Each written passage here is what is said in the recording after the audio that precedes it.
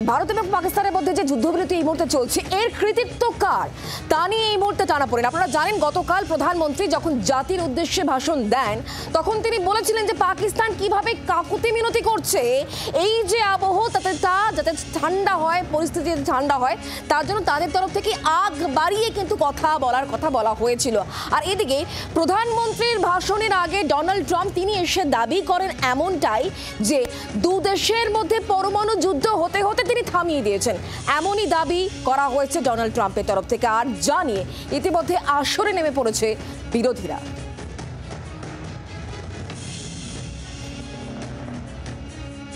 On Saturday, my administration helped broker a full and immediate ceasefire, I think a permanent one, between India and Pakistan, ending a dangerous conflict of two nations with lots of nuclear weapons.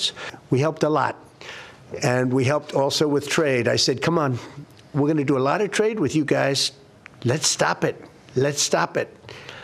If you stop it, we're doing trade. If you don't stop it, we're not going to do any trade.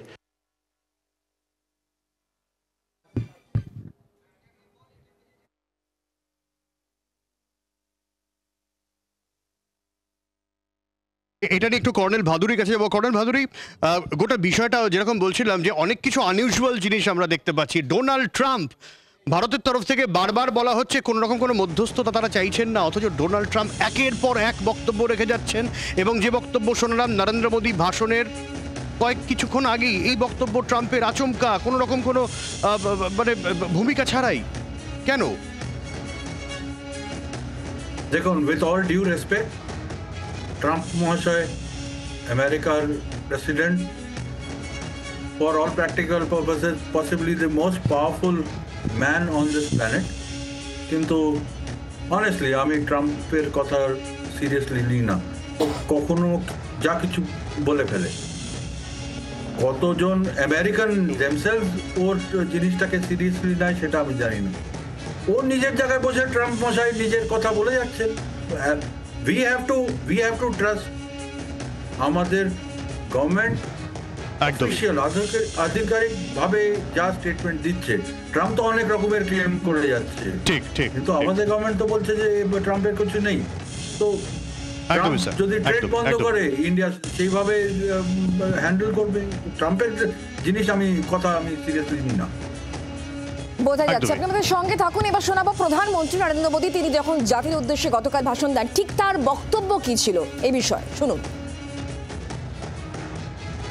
Bharat की आक्रामक कार्रवाई के बाद पाकिस्तान बचने के रास्ते खोजने लगा। पाकिस्तान दुनिया भर में तनाव कम करने के लिए गुहार लगा रहा था। पूरी तरह पिटने के बाद 10 मई की दोपहर को पाकिस्तानी सेना ने हमारे डीजीएमओ को संपर्क किया। तब तक हम आतंकवाद के इंफ्रास्ट्रक्चर को बड़े पैमाने पर तबाह कर चुके थे। ডোনাল্ড ট্রাম্পের দাবি, তারপর প্রধানমন্ত্রীর বক্তব্য। আর এই দুই বক্তব্যের মধ্যে এই মুহূর্তে বিরোধীরা বলছে ঠিক কি অবস্থান ভারতের সেটা কেন স্পষ্ট করা হচ্ছে না। কি বলছেন কংগ্রেস নেতা জয়রাম রমেশ, তার বক্তব্য শোনাই। कांग्रेस पार्टी ऑपरेशन सिंदूर का पूरा समर्थन, पर प्रधानमंत्री के संबोधन के पहले ही राष्ट्रपति ट्रंप ने घोषणा कर दी कि वॉशिंगटन में रहकर मैंने इंडिया, भारत और पाकिस्तान के बीच में युद्ध रुका दी। आज भी हम मांग करते हैं प्रधानमंत्री एक बैठक बुलाएं, सभी विपक्ष नेताओं को बुलाएं, विश्वास में लें।